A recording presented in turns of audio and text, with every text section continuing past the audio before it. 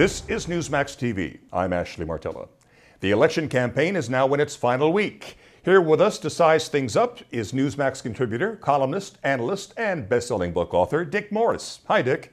Hey, Ashley. Politico says the Democrat ground-level organization is matching or exceeding Republicans' enthusiasm in some states. Democrats say they're focused on getting out voters who might not otherwise come out in an off-year election. Is that working for the Democrats, and how big of a factor is it? I think the ground game is overwhelmingly in favor of the Republicans. The enthusiasm levels are so much greater among Republicans, and the amateur get-out-the-vote efforts of the Tea Party people, I think, will be far, far more effective than the paid professional efforts of the SIEU and AFSCME and AFT and all the other unions. I think that there'll be a tremendous grassroots effort to get out the vote. And there better be, because there are so many close races. There are probably 70 House seats that are within 3 or 4 points and could go either way. And a vigorous turnout effort is absolutely crucial to that. But the underlying enthusiasm is breaking about 2-1 for the Republicans, so I think they have a big edge in that. With many of the races coming down to the wire, dirty election tricks seem fairly widespread. Even the New York Times reported Democrats are backing fake Tea Party and other third-party candidates in hopes of steering votes away from Republican contenders. What do you make of this? Well, it's a desperate attempt. In Nevada, there's a guy who's the so-called Tea Party candidate, and he has a campaign of one person, and he has no connection with the Tea Party movement. I hope that voters see through that, and I certainly don't expect any voters that are well enough informed to follow Newsmax broadcasts to fall for that. Turning to specific races now, maybe the biggest Senate race in the country, Nevada. Incumbent Senate Majority Leader Harry Reid in virtual dead heat with Republican Sharon Angle. Now this despite the fact Nevada has the highest in the nation unemployment rate. What in the world is happening there? Well, it's not a virtual dead heat. It's the last poll has Angle ahead by 3. When you average in some earlier polls that had Reid ahead by very large margins that I think were questionable, the Real Clear Politics average is fairly tight. California Senate, over 1 million votes already banked there through early voting. LA Times has Barbara Boxer up by 8 points over Carly Fiorina. It's the only poll that shows the incumbent Democrat with a 50% approval rating, and yet the Real Clear Politics average has Boxer up by 2.5 and ranks the race a toss-up. How volatile are those numbers, and where do you see it heading the last week? I think the race is very close. I think that Boxer is a little bit ahead, but I think she's under 50% of the vote. And I think that election is going to be very close. That's an election where I don't think we'll know the results till 2 or 3 days later. Up in Washington, where virtually all voting, early voting, is done by mail, incumbent Patty Murray continues to hold a very slim lead over Republican Dina Rossi. But that race, too, ranked a toss-up. Where's that one going? Well, that is also another toss-up. I think Washington State and California will be very, very close, and I think may even be Wednesday or Thursday before we know the final outcome of those races. When a Republican in this environment is running about 3 points behind the Democrat, and the Democrat is an incumbent who is under 50, I believe that that's in effect a dead tie, because the undecided always goes against the incumbents, and I think Republicans have a big edge on turnout. So that's my feeling about those 2 states. We could win them or lose them. We won't know. We may not even know election night. Pennsylvania Senate, Republican Pat Toomey once again has a narrow lead over Democrat Joe Sestak. Where do you see the key to a Toomey victory lying? And is the Republican Party in Pennsylvania doing enough to ensure voter turnout? Well, I don't think the Republican Party always is, but I think the Tea Party people will be. They're particularly active in Pennsylvania. I think that I think Toomey has a lead. I think it's a solid lead. I think there were some polls that showed it tightening. It now shows Toomey moving out to a lead. I think he's going to win that race by 5 or 6 points.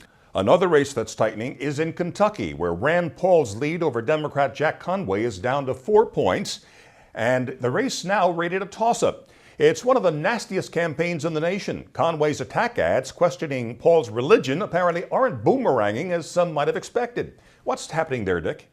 Paul's going to win that race, again, by 5 or 6 or 7 points. West Virginia, Republican John Racy v. Democrat Joe Manchin. Democrat up 1.5 as of a week ago. What do you predict will happen there? Well, I think Racy is opening up a more significant lead.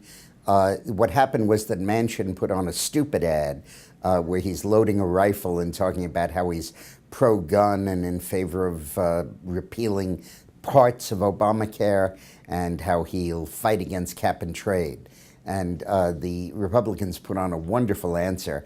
They're showing Manchin with his gun saying he's hunting for votes and telling the truth about his record, which is way to the left of what his ad said. I think that exploded in his face, and I think that Racy is out to a solid lead there. Illinois, the seat Obama held for half a term. Republican Mark Kirk holding a very slim lead over Democrat Alexei Giannoulis. But unlike other races, every pollster gives Kirk a slim lead. Can he hold on to it on Election Day? Yeah, I think he can. I think it's going to grow. There currently is a scandal brewing because the FDIC is not releasing its findings about Giannoulis's bank until a week after the election, a bank they raided. So I think that's going to be a solid Republican win. When you put all of this together, I think we have 9 seats that we can definitely say we've got. Arkansas, Indiana, North Dakota, Illinois, Pennsylvania, Colorado, you're probably going to ask me about next, West Virginia, Nevada, and Wisconsin, those 9. And then the outcome will hinge primarily on Washington and California, but also possibly on Connecticut, where McMahon has a shot. All right, let's talk about both those briefly. In Colorado, Republican Ken Buck once held a 7-point lead over Democrat Michael Bennet. The race now a virtual dead heat. Who's going to pull that one out, do you think? Well, Buck's polls show him with a lead again, 3 or 4 point lead. I just spoke with them earlier today. And I think Buck is going to be fine there. Connecticut Senate race. Rasmussen now has Democrat Richard Blumenthal up on Republican Linda McMahon by 13 points. At one time, they were much closer. What's happening there? Well, I trust Rasmussen's numbers, and if Blumenthal is opening up that significant a lead, then he probably is going to win that race. All right, Dick, you're working closely with Super PAC for America. You say 100 Democrats in the House are vulnerable. Yep. How can that many be defeated? Well, we can do it. There are right now, if you take the races that are rated lean Republican or toss-up that are currently represented by Democrats, you have about 73 seats. That's off the Charlie Cook ratings. I think we're going to win almost all of those races. The ones that they rate as toss-up, where I know about 20 of them, I'm confident we're going to win all of those. So I think we got 70 seats there. And then with superpacusa.com, we've targeted another 30 seats that are not on that list, that are on the list as lean Democrat, likely Democrat, some that are even on the list as solid Democrat. And we have very heavy spending going on from superpacusa.com over the last week of the campaign in those new districts. And the ads are very good, Ashley. It's an announcer who says, this is the, we put the state in, this is the Florida voter guide. Alan Boyd voted for stimulus spending. Steve Sutherland opposes it. Boyd voted in favor of Obamacare. Sutherland says no. Boyd supports cap and trade. Sutherland opposes it. On Election Day, vote for the one that agrees with you. Doesn't even say vote for Sutherland, who's the Republican. You conclude that based on the issue information you're being given. And I think that's a particularly effective way to do this because you're not propagandizing, you're not running negatives, you're just simply explaining the facts. And Super PAC has now reached its goal over the weekend of raising $3 million. We're hopeful of raising another $1 million over this week. And that $4 million, I think, is going to sway a goodly portion of the 30 seats we're targeting. Dick, how can people help out? Well, they can stop listening to me talk and go online and contribute to superpacusa.com, superpacusa.com. We can spend money through Thursday in influencing these races. And some of the targets we have in mind are Barney Frank and Oberstar, one of the committee chairmen in the House.